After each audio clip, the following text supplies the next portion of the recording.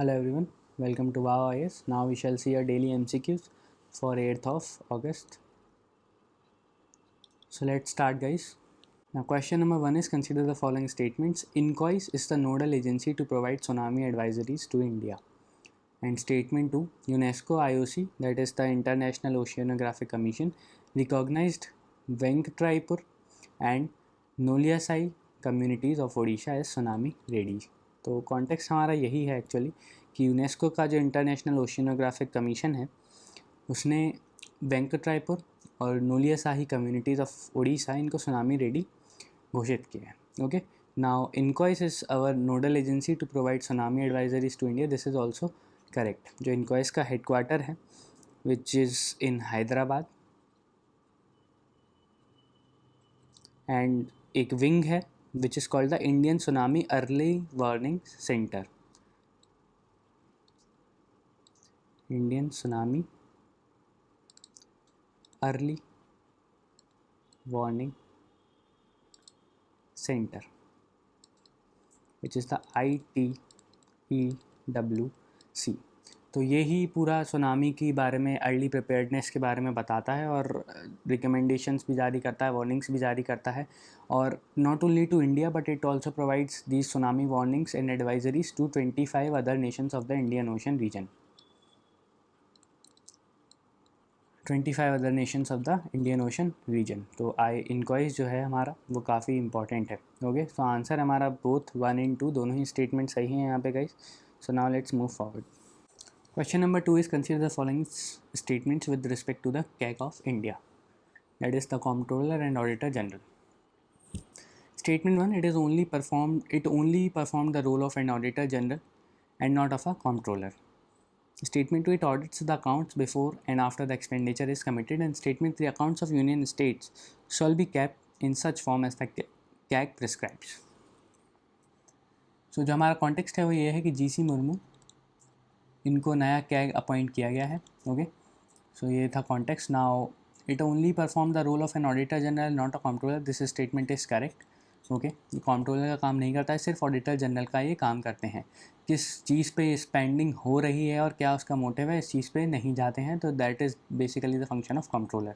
तो पहला स्टेटमेंट जो है हमारा वो सही है. दूसरा statement, it audits the accounts before and after the expenditure is committed. This statement is also incorrect guys, क्योंकि पहले वो नहीं करता है ऑडिट, उसको बाद में ही करता है. जब एक्सपेंडिचर हो जाता है तब उसको अकाउंट को ऑडिट किया जाता है. This is one of the main criticism of CAG कि जब एक्सपेंडिचर हो जाता है तब आप रोल में आते हैं. तो आपका रोल बहुत ही वीक है वैसे. ओके, क्योंकि एक बार हो गया तो आप क्या बता रहे हैं फिर. तो दूसरा स्टेटमेंट इनकरेक्ट है. तीसरा स्टेटमेंट देखिए, accounts of union and states shall be kept in such form as the CAG prescribes. तो ये स्टेटमेंट भी जो है हमारा वो एक्चुअली गलत है, क्योंकि प्रेसिडेंट प्रिस्क्राइब करता है on the recommendations of CAG.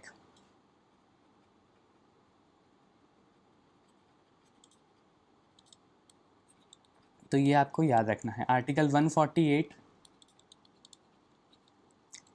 149, 150, 151, these are all related to CAG. 148 में ओथ दी हुई है.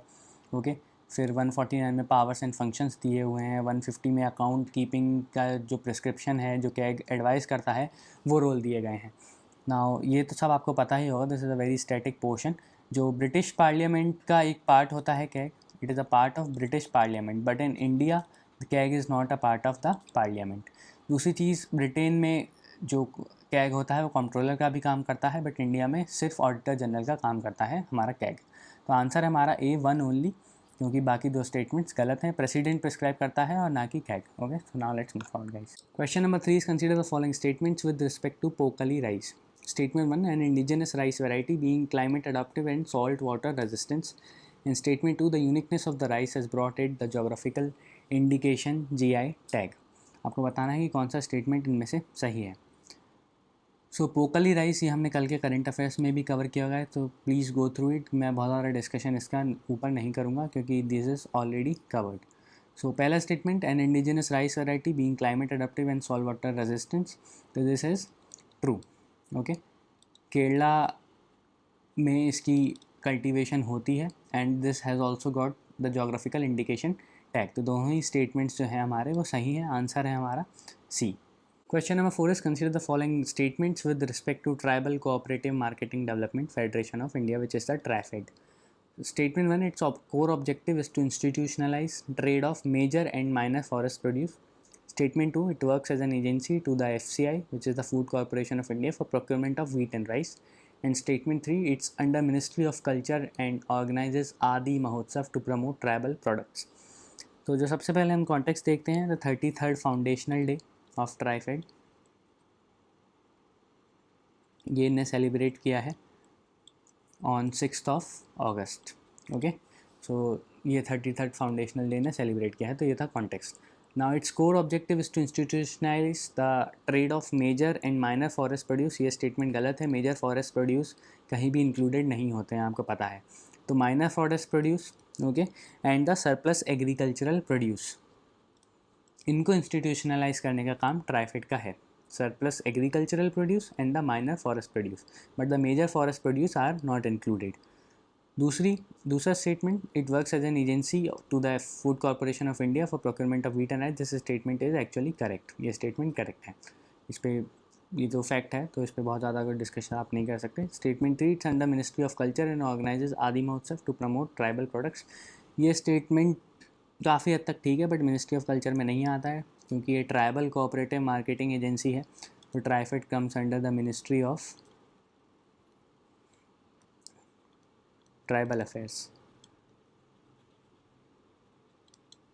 ओके, और आदि महोत्सव तो ये कंडक्ट करता ही है. आदि महोत्सव जहाँ पे हम हमारे जो ट्राइबल प्रोडक्ट्स हैं उनको प्रमोट करते हैं, वो एक आदि महोत्सव फेस्टिवल ये सेलिब्रेट करता है, ऑर्गेनाइज करता है.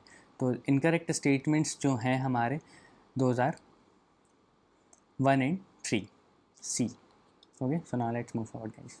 Now question number 5 is the KV Kamath committee recently seen in news is related to A. Suggest financial parameters for resolution of coronavirus related stress assets.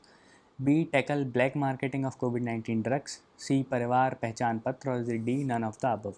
तो KV कामत कमेटी आपने आज ही newspaper में अगर आप देखेंगे तो आपने पढ़ा होगा कि KV कामत कमेटी RBI ने कंपोज की है और इसका काम है कि जो कोविड से रिलेटेड जो स्ट्रेस्ड एसेट्स हैं उनको कैसे उनको फाइनेंशियल हेल्प देनी है. ओके, सो स्टेटमेंट 1 जो है हमारा, statement A, suggest financial parameters for resolution of corona virus related stressed assets. तो इसके लिए केवी कामत कमेटी बनाई गई थी और इसमें restructuring of debt, okay, restructuring of debt और गोल्ड की जो लोन टू वैल्यू LTV जो वैल्यू है, मतलब अब आपको 90% है ये वैल्यू, तो अगर आप 1 लाख का गोल्ड लेके जाते हैं 1 लाख, तो आपको 90,000 का लोन मिलेगा. पहले जो वैल्यू थी वो थी 75%, तो अगर आप 1 लाख रुपीज़ लेके जाते तो आपको 75,000 रुपीज़ ही लोन एज अ लोन मिलते. तो अब ये वैल्यू बढ़ा दी गई है. तो ये कुछ नए पैरामीटर सेट किए हैं RBI ने, जिससे कि जो स्ट्रेस्ड एसेट्स हैं कोरोना वायरस के टाइम पे जो भी लोड आया कंपनीज़ पे वो नहीं आए, और जो मॉरेटोरियम लगाया था उसको बंद कर दिया है. ओके, उसको एक्सटेंड नहीं किया है. Moratorium has been finished, ended. तो अब आपको लोन लौटाना पड़ेगा, बट आप उसको रिस्ट्रक्चर कर सकते हैं. जो आपका 6 महीने का लोन था वो आप उसको 1 साल तक पे कर सकते हैं. ऐसा बैंक्स के अकॉर्डिंग आप नेगोशिएट कर सकते हैं. तो आंसर हमारा A, suggest financial parameters for resolution of corona virus related stressed assets. इसी के साथ हमारा आज का MCQ खत्म होता है guys. We will meet on Monday. Thank you.